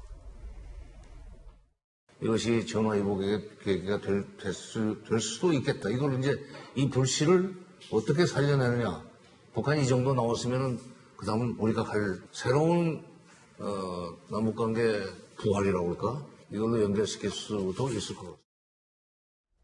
박정환 대변인, 물론 이제 이분들이 어떤 뜻으로 이런 말을 하는지는 알 것 같아요. 남북 관계가 계속 경색될 수는 없으니까 어떻게든 남북 간의 대화의 물꼬를 이어가야 한다라는 어떤 큰 뜻에 대해서 얘기를 했는데, 자, 지금 우리 국민이 사살된 지 얼마 지나지도 않았고 북한의 주장이 우리 군의 첩보 내용과 너무나도 달라서 지금 북한이 거짓 혹은 은폐하려는 건 아니냐라는 논란까지 일고 있고, 더 나아가 청와대가 북한의 입장만을 일방적으로 수용하는 저자세를 보이는 거 아니냐라는 논란이 일고 있는 이 와중에 계몽군주나 전화위복이라는 이런 표현들이 과연 적절하냐 안 적절하냐. 적절 여부를 떠나서 뭐 안국께서는 큰 저 사람들 궁극적으로 얘기하고자 하는 방향이 뭔지 이해할 수 있는 부분도 있지 않냐라고 말씀 주셨지만 저는 도저히 이해할 수가 없습니다. 우선은 두 가지 좀 나눠서 말씀드리면, 이 건은 우리 국민이 굉장히 폐륜적인 방법으로 폐륜적인 과정을 거쳐서 목숨을 잃어버린 아주 비윤리적이고 전세가 경악할 만한 그런 일이에요. 이 건에 대해서는 따끔히 북한에게 지적을 해야 되는 거예요. 그리고 남북관계의 복원이나 평화나 통일은 또 다른 차원에서 다시 얘기해야 될 건데, 이걸 너무 혼재해서 생각하고 있고, 정세 부회장 말씀하신 것처럼 이걸 전화위복이라고 표현하는 것 자체가 저는 굉장히 우스운 일이고 도저히 납득할 수 없는 일이다. 이 부분 하나. 두 번째는, 이 너무 표현이 과할지 모르겠습니다만 저 개인적인 의견이에요. 왜 어디 가면은 굉장히 착취당하고 학대당하고 막 이러면서도 그 지도자, 그 부호자 혹은 뭐 그 부모를 굉장히 칭송하고 여전히 따르고 믿고 따르는 그런 이상한 현상을 우리가 뭐 심리학적으로 표현하는 것들이 있어요. 무슨 신드롬이니 무슨 뭐라. 저는 여권 일부의 어떤 분들이 꼭 북한 문제만, 그 다음에 김정은 얘기만 나오면 그런 심리 상태에 빠져 있는 거 아니냐. 있을 수 없는 일이 일어났는데도 불구하고 그 건에 대해서 진정성이 있는지 없는지 모르는 조그만 사과 전통문 하나 가지고 마치 그 모든 게 다 해결되고 여전히 우리 주도자는 아니면 여전히 김정은 그래도 우리를 사랑하는 최고, 뭐 이런 잘못된 환상 속에 빠져 있는 거 아닌가라는 의심을 좀 해봅니다. 박정환 대변인의 견해 들어봤습니다. 그런가 하면 왜 즉시 대통령에게 즉각적으로 보고하지 않았느냐라는 논란도 일고 있습니다. 들어보시죠. 북한군 총에 맞아서 저희 국민이 죽었는데 그게 대통령에게 즉각 보고해야 될 사항이 아닙니까? 그래서 그 다음 날 바로 그 아침 일찍 보고 드리는 새벽 과정. 1시부터 2시 반까지 회의를 하셨는데 결국 북한군의 총을 맞고 우리 국민이 죽었다는 사실은 확인이 되고 정보 판단이 내려졌는데 그게 즉각 보고해야 될 사항이 아닙니까? 하룻밤 묵혀야 됩니까? 그 시간상으로 새벽입니다. 바로 새벽입니다. 새벽이라 대통령에게 즉각 보고하지 못했다라는 이인영 통일부 장관의 발언도 오늘 기사가 되고 있는데, 김수경 박사님, 글쎄요, 사실은 새벽에 취침 중인 대통령을 깨워서 보고한다라는 것은 참모들에게 있어서 굉장히 부담스러운 일일 수도 있습니다만, 또 혹자는 바로 그 다음날 보고한 것은 굉장히 신속하게 보고했다라고 평가하는 분들도 있습니다만, 어떤 분들은 이런 의견 제시하더라고요. 만약에 부모가 내 자식이 어디서 잘못됐다면 잠자는 남편을 즉각 깨우지 않은 부모가 어디 있겠느냐, 뭐 이런 비유를 하는 분도 있습니다만, 뭐 그건 차치한다 하더라도 김 박사님은 어떻게 보세요? 그 장관직에 있는 분은 어쨌든 대통령을 모시는 어떤 자리잖아요. 근데 이제 저 해명이 오히려 대통령께 좀 누가 될 수 있죠. 그러니까 대통령은 전혀 그렇게 생각하지 않았을 수 있잖아요. 당연히 그런 일이 있으면 바로 보고해야지라고 생각하셨을 수도 있는데, 마치 대통령을 차마 새벽에 깨울 수가 없어서 보고를 하지 못했다는 쪽으로 해석될 여지가 충분히 있는 해명이었고, 그 해명이 국민들이 당연히 받아들이기는 어렵죠. 지금 사람이 어쨌든 너무나 그런 처참한 어떤 방식으로 사살되었고 또 불태워졌는데, 이제 우리 국방부의 발표에 따르면 그것이 그렇게 새벽에 보고하기에는 좀 그런 사안이었다고 말을 하는 게 국민들에게도 별로 수긍이 안 가고 대통령에게도 별로 좋은 그 해명은 아닌 것 같아요. 그래서 좀 더 좀 수긍할 수 있는 해명을 내놨어야 되는데 누구에게도 도움이 안 되는 해명이었다, 그런 생각이 듭니다. 박정환 대변인 청와대 계셨을 때 새벽에 대통령 깨운 적 있습니까? 없습니까? 이명박 전 대통령. 깨운 적은 없었는데요. 누군가 다른 분이 깨웠는데 저 그 새벽 회의에 참석한 적은 있습니다. 불려간 적 있었습니까? 불려간 적 있었습니다. 알겠습니다. 자, 뭐 그때와 이번엔 꼭 같은 건 아니다라는 말씀도 다시 한번 드립니다. 이번엔 저희가 준비한 다음 이슈입니다. 구명조끼가 월북 증거냐라는 유가족의 어떤 반론, 반박 준비되어 있습니다. 이래진 씨, 피살된 공무원의 친형의 인터뷰 잠시 후에 전해드리겠고요. 군이 밝혔던 것과 다른 증언들이 나오고 있어서 의문이 더해지고 있습니다. 구명조끼 슬리퍼, 군과 다른 증언들, 피격 공무원이 탔던 무궁화 10호가 목포로 귀환했습니다. 구명조끼 착용, 갑판에 슬리퍼 두고 엇갈린 증언들이 나오고 있습니다. 군과 해경은 슬리퍼가 선박에 남아있었던 점과 구명조끼를 착용했던 점을 종합할 때 월북 가능성이 있다라고 얘기를 했습니다. 그런데 해경은 실종 당시에 공무원이 구명조끼를 착용했던 정황이 있는지에 대해서는 그 증거를 확보하지 못한 것으로 현재 알려지고 있습니다. 그러니까 실종 당시 구명조끼를 입었다라고 단정할 수는 없다라는 얘기죠. 해경 관계자, 구명조끼 착용했는지 여부 확인되지 않았다. 수사가 진행 중이다. 라고 한 얘기를 했습니다. 그런데 무궁화 10호 선원들의 이야기가 논란에 불을 지폈습니다. 문제의 슬리퍼가 누구 건지 모른다라고 얘기를 했고요. 해경 관계자는 구명조끼 개수 등 물품 관리 밝히기가 쉽지 않다. 미스터리로 남을 가능성이 크다라고 얘기를 하고 있는 그런 상황입니다.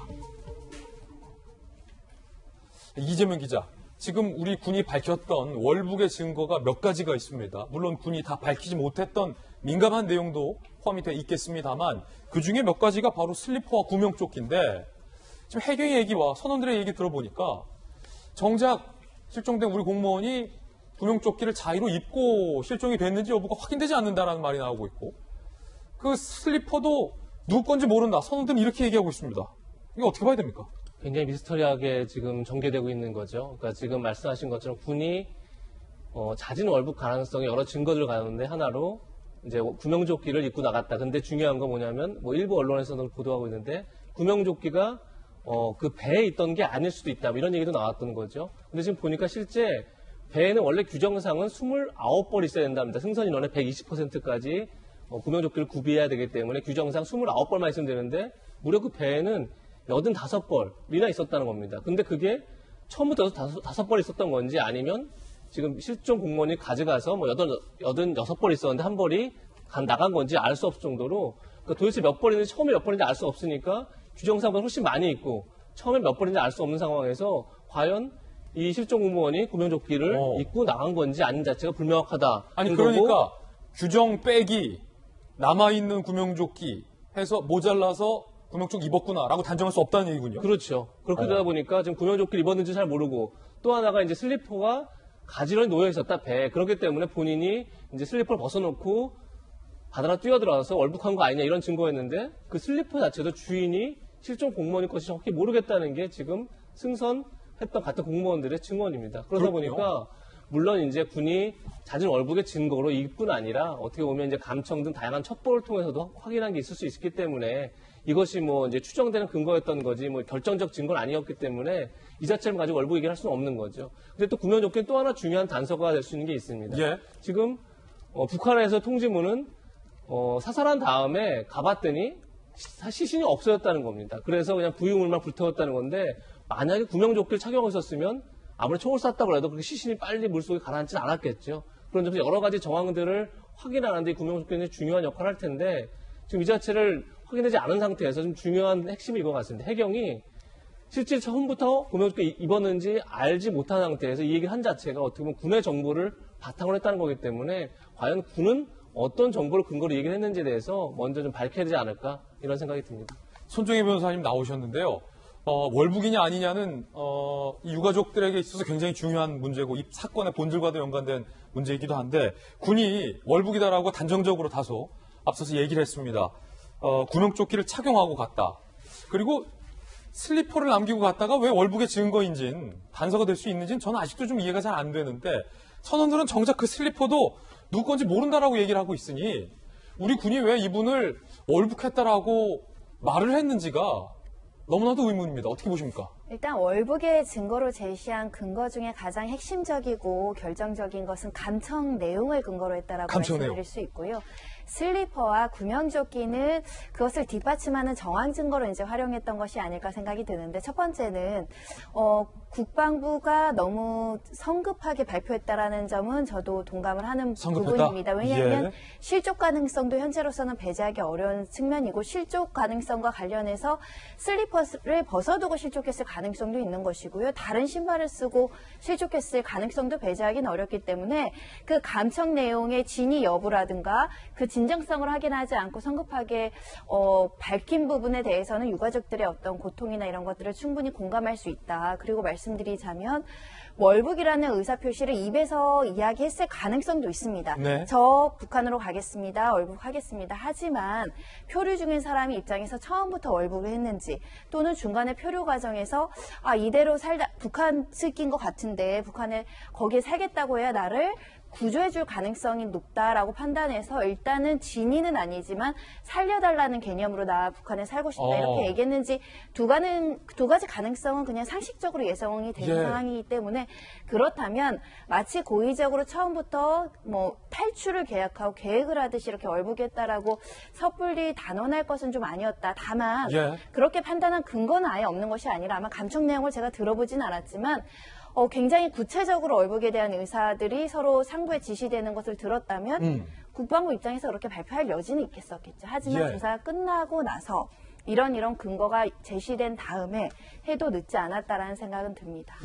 그렇다면 앞서서 윤태호 실장이 잘 말씀해 줬는데, 이분이 월북을 한지 아닌지가 이번 사건과 무슨 관련이 있느냐, 뭐가 중하냐, 본질은 북한이 우리 국민을 총으로 사살했다는 건데 라고 말씀 주셨는데, 그렇다면 우리 군은 이렇게 논란이 될 것을 알았을 텐데 왜 월북이라고 성급하게 규정을 했는가? 무엇을 위해서? 이분의 형의 표현에 따르면 정부가 동생을 월북으로 몰고 가고 있다라고 지금 표현하고 있잖아요. 왜 이런 오해를 자초했을까? 저도 알 수 없죠. 근데 아까 제가 이제 혼재돼 있다, 공개 비공개 되는 거 다 혼재돼 있다 말씀드렸는데, 정부가 이분이 월북이라고 판단을 하더라도 그걸 어떤 법적 증거나 이런 거로 삼지는 못할 겁니다. 예컨대요, 미국 당국에서 누구를 사살했다 했을 때 이 사람은 어떤 정보를 거쳐가지고 우리가 사살했다는 걸 확인한 게 한 번도 없습니다. 보도가 나는 거예요. 그리고 거기에 대해서 노 코멘트를 하는 거죠. 그리고 월북을 명확하게 월북 입장을 밝혔다면은 북한 당국의 책임은 더 높아지죠. 이번 사건에서도 약간 과거하고 독특한 것이, 북한 당국의 그 통지문을 보면은 되게 자세하게 돼 있어요. 자기들이 1차 조사를 했다라고 하면서 80m 거리에서 물어보니까 처음에는 한국에서 왔다라고 하다가 머뭇머뭇거리면서 대답을 안 했다. 그래서 40m 거리로 가까이 가가지고 더 물어보니까 뭘 뒤집어 쓰려고 하면서 도망치려고 해서 정당의 결심에 따라 사살했다. 그 다음 10m 거리까지 가서 확인을 해보니까 부유물만 있어가지고 그 부유물을 소각했다. 그냥 북한 주장입니다. 북한 주장대로라면 이분이 명확하게 자기가 어떤 상황이고 뭔지를 이야기를 안 하니까 우리는 코로나도 이제 그 방역도 철저하고 하는 당국에서 그럴 수밖에 없었다. 우리 입장에서는 이라고 말하는 거잖아요. 근데 월북 의사를 명확하게 표현했고 그게 우리가 감청이 될 정도라면 되게 명확하게 표현할 것인데, 그럼 북측의 이 사과의 진정성이 확 떨어지는 거죠. 그렇죠.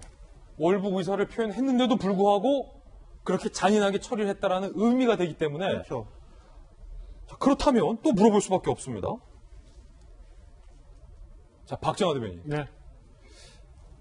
만약에 지금 월북일 수도 있고 아닐 수도 있잖아요. 그런데 일단은 유가족들의 굉장히 명예와도 관련이 돼 있고, 이번 사건의 본질, 어떤 북한의 행태에 대한 성격을 규정할 수 있는 굉장히 지금 중요한 지점이다라는 말씀들 나오고 있잖아요. 만약에 우리 군이 성급했다면 시간이 없어서 촉박해서 국민에게 먼저 진상을 알리는 것에 최우선을 하다 보니 시간이 없어서 단정적으로 나갔다라고 볼 수도 없는 것이, 이번 사건이 있고 한참의 시간이 지납니다. 한참의 시간이 지났고 군에서는 감청 등의 과정을 거치고 청와대와 어떤 안보 장관 회의까지 거친 뒤에, 이런 표현은 좀 그렇습니다만 얼마간의 시간이 있은 뒤에 지금 정제돼서 발표를 한 거잖아요.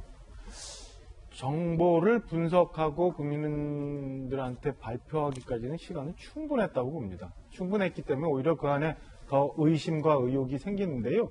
저는 지난주 방송에서도 말씀드렸지만 굉장히 이상하게 무언가 확인되기 이전에 정부가 성급하게 밑그림을 그리려 했던 거 아닌가라는 의심이 여전히 계속 남고요. 그렇게 해야 이 사건과 별개로 남북관계 복원 내지는 회복을 위해서 무언가 더 바라는 게, 더 북한과 얘기할 게 있기 때문에 이런 식으로 몰아갔던 거 아니냐라는 의심을 하게 됩니다. 오늘 아침에 어떤 보도를 보니까 사실은 이 사건이 일어나서 우리가 첫 첩보를 접하고 나서 사건이 종료될 때까지 시신이 완전히 훼손돼서 망가질 때까지 정찰 자산이 항공사진도 찍고 뭔가를 했다는 보도가 있더라고요. 그러면 처음부터 끝까지 모든 상황을 우리가 첩보라인, 감청, 아니면 항공사진 등으로도 다 확인하고 있었다고 생각이 드는데 국방부의 발표는 좀 의문스러운 게 있어요. 첫 번째, 이분을 사살을 했다고 확인할 때까지는 굉장히 많은 감청 내용들이 있다고 보도를 합니다. 그러니까 브리핑을 합니다. 근데 사살 이후 시신을 훼손했다고 저희가 불이 타서 바다 위에서 40분간 불이 있는 그 상황까지, 그러니까 사살부터 시신이 훼손되는 상황, 훼손돼서 종결되는 이 상황까지는 크게 브리핑 내용이 없어요.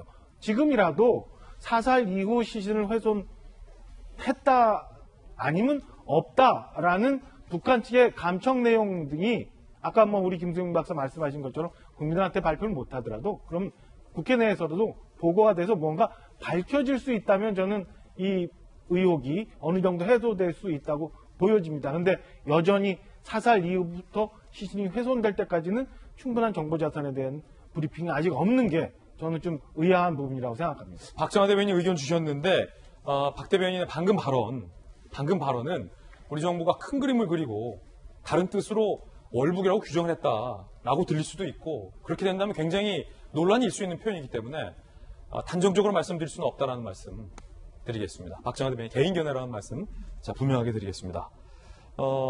그런가 하면 남북의 입장이 너무나도 다릅니다. 이건 또 어떻게 바라봐야 할까요? 북한 우리 국민 사살, 남북의 엇갈린 입장, 월북 맞나? 군 당국에서는 이모 씨가 북한 선박과 만난 뒤 북측의 월북 의사를 표명했다. 북한 통전부는 우리 측 연안의 부유물을 타고 불법 침입한 자에게 80m까지 접근해 신분을 확인했다라고 말을 하고 있지만 바다를 잘 아는 분들은 80m 거리에서 의사소통을 한다는 것 자체가 매우 힘들다라고 반박하는 의견도 오늘 한 조각씩만 보도되고 있습니다. 두 번째, 총격 누가 지시했냐? 군 당국은 사격하고 불태운 건 상부 지시에 의해서 시행됐다. 5시간인가요? 6시간인가요? 북한군이 상부에서 명령을 기다리는 듯한 시간이 있었다라고 우리 군은 설명을 했는데 하지만 북한 통전부는 배에 승선해 있던 단속 정장의 결심에 따라 사격한 거다. 상부에 보고 안 됐다라고 반박하고 있습니다. 누구 말이 맞는가? 세 번째, 불태운 건 시신이냐 부유물이냐? 군 당국은 방독면 쓰고 방호복 입은 북한군이 시신에 접근해 불태운 정황. 40분 불태웠다. 통전부는 부유물 위에 있었고 부유물만 태웠다. 반박하고 있습니다. 손정희 변호사님, 여러 가지가 좀 많이 달라요. 저는 우리 군에서 발표하는 것이 진실에 가깝다라고 추정을 하고 있습니다. 일단 80m 떨어진 데서 의사를 확인하고 대화가 들렸다는 것 그 자체가 너무나 좀 비현실적으로 다가오는 측면들이 있는 것이고요.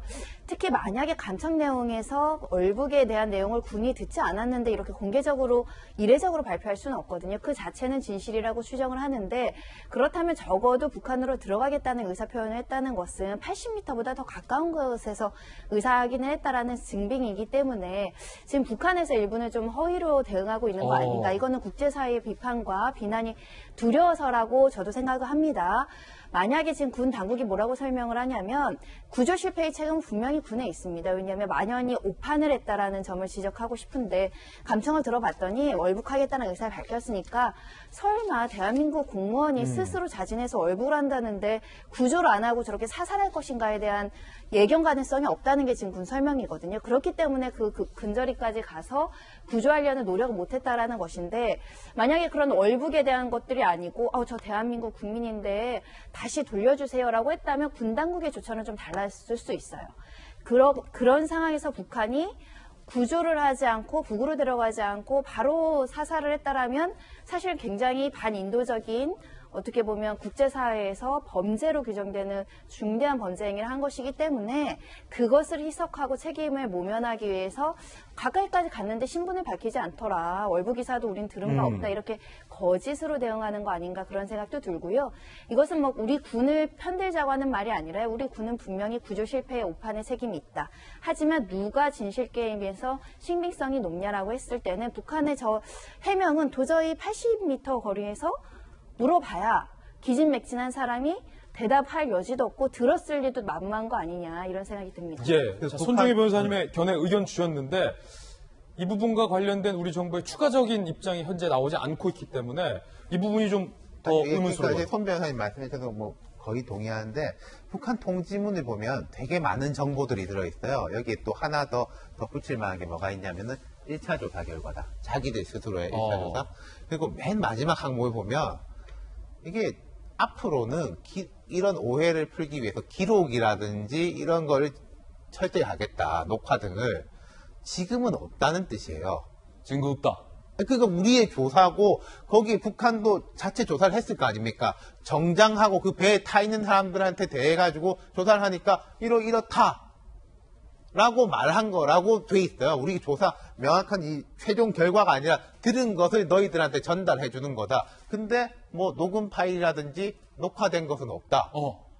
그럼 이건 앞으로 더 진척될 것이 있겠냐. 예. 북측 입장에서 예컨대 부유물이냐 시신이냐 이런 것은 물리적인 거니까 이제 뭐 수습이 되면 다행이겠죠. 하지만 북한이 아니 우리는 이랬다는데 북한 당국도 우리가 조사해보니까 얘들이 이러는데 뭘 더 어떡하라고 할 가능성이 있다는 거죠. 예. 피살된 공무원의 친형을 인터뷰했습니다. 들어보시죠.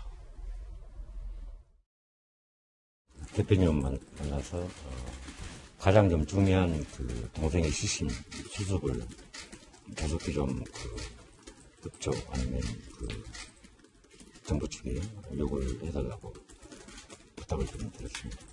그럼 뭐 북한에서 조성물이 왔는데 월북에 대한 말은 또 없잖아요. 그 부분에 대해서 일반적 입장에서 어떻게? 자기네들이 방조를 했으면서 역으로 동생을 월북자라고 지금 추정을 해버리지 않습니까? 이 부분에 관련해서는 군이나 국방부에서 반드시 해명을 좀 해야 됩니다. 월북을 계속 주장하시면 그건 월북 방조가 되는 겁니다. NLL에서 넘어갔기 때문에. 동생은 전혀 월북을 하지 않았고 근무 중에 아마 이탈을 한 것으로 생각이 됩니다. 동생의 모든 짐들, 그다음에 특히 공무원 신분증이 그대로 있고요. 철학 국가관을 그리고 사명감을 내기를 쭉 해왔었거든요. 그런 동생이 어떻게 월북을 감행을 하고 월북을 했겠습니까? 하루빨리 동생의 어떤 시신이 돌아와서 이런 사람들이 빨리 좀 매듭이 지어졌으면 좋겠습니다. 네, 정부의 발표와 북한의 설명이 다른 가운데 유가족들은 정부의 발표와 판단에 대해서도 의문을 제기하고 있다는 차원에서 인터뷰 내용 보도해드리고 있는데요. 이재명 기자, 어떤 유가족들의 명예와 관련돼서도 우리 정부가 이와 관련돼서 분명한 좀 규명을 해주기를 아마 많은 국민들도 기대하고 있을 것 같은데요. 일단 우리 정부의 향후 대응과 관련해서 지금 여러분들 의견 주셨듯이 우리가 첩보로서 수집한 내용과 다른 거짓된 말을 지금 북한이 계속 하고 있으면 이것을 긍정적으로 평가하고 추켜 세울 것이 아니라 니들 왜 거짓말하냐라고 따져 물어야 하는 것이 필요하다라는 지적이 오늘 조간신문에 제기되고 있는데요. 우리 국민을 건들면 다시는 건들지 못한 어떤 대응을 보여줘야 한다는 의견도 있고요. 그런데 우리 군의 설명과 북한의 입장이 다른 것과 관련돼서 왜 아직까지 청와대는 이에 대해서 따져 묻는 물음이 없을까요? 그런 남북관계 특수성 분명히 존재하죠. 그리고 청와대에서 공동조사를 지금 던져놓은 상황에서 진실게임을 하듯이 이건 틀리고 이게 우리 정부가 맞다라고 하면 사실 공동조사 자체가 불가능하겠죠. 여러 가지 상황들을 고려하고 있는 건 틀림없어 보입니다. 하지만 그럼에도 불구하고 지금 북한이 전혀 다른 얘기를 하고 있다. 우리 정부가 갖고 있는 여러 가지 정보들, 첩보들과 관련해서 그런데 우리 정부는 지금까지 북한이 25일날 통지를 보낸 이후에 지금까지 아무런 해명이 없는 상황입니다. 저는 그 자체가 굉장히 큰 문제가 될 수 있는 거죠. 무엇보다 만약에 북한 통지문에서 사실관계 자체가 다르다면, 그러니까 그 사실관계 1차 조사라고 해서 밝혔던 게 다르다면 사실 그 뒤에 있는 사과문 이런 것도 전부 다 의미가 없는 거죠. 거짓말을 하거나 사과를 한다는 건 오히려 실체적 진실을 규명하지 못하도록 기만하는 거죠. 어떻게 보면요. 그런 점에서 사과 자체가 다 무의미해져 버립니다. 그렇게 되고 나면 공동조사든 그런 제안 자체도 다 의미가 없어져 버리는 거죠. 그럼에도 불구하고 사실관계에 있어서 우리 정부가 침묵하고 있다는 건 그런 점에서 굉장히 큰 문제가 있다는 생각이 들고, 물론 이제 월북 문제 이런 건 굉장히 사실 북한이 알면서도 그랬다면 더 북한은 논란이 될 거고, 우리 입장에서도 사실은 이제 뭐 감청 일부 정보만 가지고 월북 가능성을 월북 플랜을 먼저 짰다 그러면 사실 그것도 굉장히 큰 논란이 되기 때문에 여러 가지 면에서 조심스러운 측면이 분명히 존재할 겁니다. 그리고 앞으로 조사를 통해서 규명할 대목도 분명히 존재할 겁니다. 그럼에도 불구하고 몇 가지 사실관계만 보더라도 엄청나게 차이가 큰 부분에 있어서 과연 우리 정부가 갖고 있는 게 무엇인지 다 공개하지 못한다면 국회를 통해서 비공개라도 과연 무엇이 더 정당한 건지를 알아야 그 다음 문제를 판단할 수 있는 거기 때문에 그 점에 있어서 우리 정부가 좀 더 신중하게 접근해야 되지 않을까 싶습니다. 이와 관련된 대통령의 발언이나 정부의 해명이나 입장, 추가적인 입장이 나오면 대통령의 수석 보좌관 회의 등등을 통해서 저희들도 반영해서 보도해드리겠습니다. 이번엔 저희가 준비한 다음 순서입니다. 오늘의 하프 시간입니다. 오늘 어떤 분들이 하프에 선정됐을지 바로 만나보시죠. 민주당의 안민석 의원, 그리고 백신 상온에 노출됐다라는 백신에 접종된 사람 수가 계속해서 늘고 있습니다. 먼저 안민석 의원과 황모 씨 간의 문자 메시지 내용이 공개가 됐습니다. 문자 메시지 상에서는 안 의원이 황모 씨에게 욕설을 하는 내용입니다. 살펴보시죠. 먼저 안민석 의원이 18년 가을 의향소를 보니 2층 베란다에 버드파크하는 것으로 했으나 지금 공사는 의향소와 달리 너무 확대되어 깜짝 놀랐다. 해명이 필요하다. 1시간도 채 지나지 않아. 땡땡이가 답이 없네 라고 욕설을 안민석 의원이 문자 메시지로 보냅니다. 그러자 그 욕설 문자 메시지를 받은 황모 씨는 오선 의원님께서 이런 입에도 못 담을 말씀을 하시다니 이 다음 일어나는 일은 의원님 책임입니다. 기자회견 하겠습니다. 선의에 선량한 민간 투자자에게 욕설을 하는 것, 그리고 밤마다 문자를 하는 것. 오산시 오선 의원이라고 말입니다. 그러자 안민석 의원은 잘못 보낸 것입니다. 후배에게 보낸 것이 잘못 같군요. 양해 바랍니다. 라고 양해의 표현을 합니다. 일단은 손정혜 변호사님, 이게 도대체 무슨 일입니까? 어떤 상황인지 저는 잘 모르겠는데 일단 잘못 보냈다는 거예요. 그런 일도 있을 수 있습니다. 제가 저 사람 때문에 기분이 나쁜데 그 사람과 대화를 하다가 다른 사람한테 저 사람 너무 안 좋아 이렇게 생각이 그 사람한테 문자로 찍혀있던 상황일 수 있는데 저도 그런 실수를 해본 적이 있고 저한테 그런 실수로 문자가 온 적도 있어서 이 해명이 거짓이다라고 이야기 드리긴 어려운데 그럼에도 불구하고 저 그렇게 실수했을 때 그러니까 이 사람을 생각하면서 이 사람한테 좀 비판을 하는 문자를 실수했을 때 저 사과했거든요. 예. 사과하셔야 될 것 같아요. 네. 양해 바랍니다 보다는 진정 어린 사과가 좀 필요한 시점이 아닐까 합니다. 그렇다면 이재명 기자, 이제 안민석 의원이 정말로 후배에게 잘못 문자 메시지를 보낸 것인지 아니면 민간 투자자에게 답장이 없자 욕설을 한 것인지를 좀 규명해 봐야 할 것 같은데 일단 무슨 일이 있었던 겁니까? 안 의원과 이 민간 투자자 사이에. 그걸 먼저 좀 살펴봐야겠죠. 예. 지금 오산시청 청사에 자연생태 체험관을 지금 건립하고 있다고 합니다. 약 한 85억 정도를 들여서 민간 투자자가 거기에 자연생태 체험관을 짓고 있는데 다음 달이면 완공이 된다고 합니다. 이미 공사가 다 거의 끝난 거죠. 그런데 모르겠습니다. 이제 안민석 의원은 이 사업 자체에 문제가 있다고 보는 것 같습니다. 그러다 보니까 밤마다 문자를 보냈다는데 어떤 문자를 보냈는지 저희가 다 알 수는 없지만 어떤 시장과 이 민간 투자자 간의 굉장히 개인적인 친분 때문에 사업이 진행됐다거나 아니면 사업이 애초 계획보다 너무 커졌다. 그 사이에 무슨 문제가 있는 거 아니냐 이렇게 지금 안민석을 보는 것 같은데 지금 사실 사람들 관심은 다 욕설에 포인트가 맞춰져 있다 보니까 어떻게 민간 투자자한테 욕설을 할 수 있냐 이런 데에 초점이 맞춰져 있지만 오히려 그보다는 이제 욕설한 것도 당연히 국회의원이 민간 투자자한테 욕설한 건 굉장히 큰 문제죠. 근데 그것보다는 어떤 오산시 하나 시정이 거의 지금 막바지에 이른 시책 사업을 두고 국회의원이 문제 제기를 하는데 사실 이게 민주당 소속의 시의원이나 도의원들이 문제 삼고 있다는 것, 저는 오히려 그게 더 큰 문제가 아닌가 싶습니다. 그러다 보니까 지역 정가에서는 안민석 의원과 삼선이 오산시장이 서로 이제 사이가 안 좋다 보니까 오산시장의 어떤 시책을 괜히 이렇게 뒤늦게 제동 거는 거 아니냐 이제 이런 시각들이 있는 것 같습니다. 근데 이게 문제가 된다 그러면 시의원이나 도의원 차원에서 문제가 제기가 되면 아무 문제가 없는데 오히려 시의원, 도의원들도 안민석 의원의 행태를 이해할 수 없다 그러면 분명히 안 의원 자체가 뭔가 다른 어떤 뭐 사심을 갖고 이 문제를 제기하는 게 아니냐 이런 의혹을 살 수 있는 거죠. 그런 점에서 욕설도 욕설이지만 그 문제에 대한 안민석 의원의 해명이 필요하지 않을까 싶습니다. 이 부장 말씀대로 도의원이나 시의원들이 안민석 의원이 갑질, 압박이 너무 심하다. 그리고 안민석 의원이 예전에도 이런 시사 고발 프로그램 같은데 저런 이제 지역과 알력으로 나온 적도 몇 번이 있어요. 그래서 지금 여기서 포인트는 최근에 그 국민의힘에서 사선 못하게 하자. 이거 하려다가 이제 법으로 들어가자라고 하고 민주당의 윤건영 의원도 비슷한 법을 발의를 해놓고 있는데 딱 이런 케이스 때문에 그렇거든요. 지역구에서 한 명이 너무 오래 있으면 5선이면 20년 아닙니까? 망된다. 물론 다선 의원이 있어야 된다라는 것은 우리가 외교 안보 분야라든지 경제 분야라든지 이런 데 전문성을 가진 중진 의원들이 정치를 발휘해야 된다라는 거랑 이런 부분이 딱 충돌하는 거죠. 예. 자, 물론 이 같은 의원들은 현재 민주당 소속 도의원 몇 분의 일방적 주장이라는 말씀 드리고요. 안 의원의 추가 해명 나오면 소개해드리겠습니다.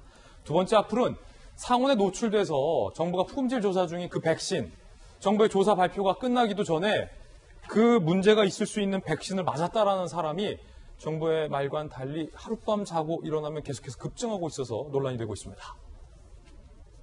상원에 노출된 백신 접종 누적자 수 105명, 224명, 324명 그러더니 407명까지 급증을 했습니다. 분명 이 사건 초기만 하더라도 문제 있을 수 있는 백신 맞은 사람 없다. 그래서 다행이다라는 정부 발표가 있었는데 정부 발표가 무색하게 하룻밤 자고 일어나면 정부가 알지 못했던 곳에서 문제가 있을 수도 있는 상원에 노출됐다는 백신에 접종된 사람 수가 이렇게나 늘어나고 있습니다. 전문가들은 정부의 백신 품질 조사 결과를 기다려봐야 하지만 만약에 문제가 있다라고 드러난다면 심각한 문제로도 번질 수 있다라고 걱정을 하고 있고 경고를 하고 있는 그런 상황입니다.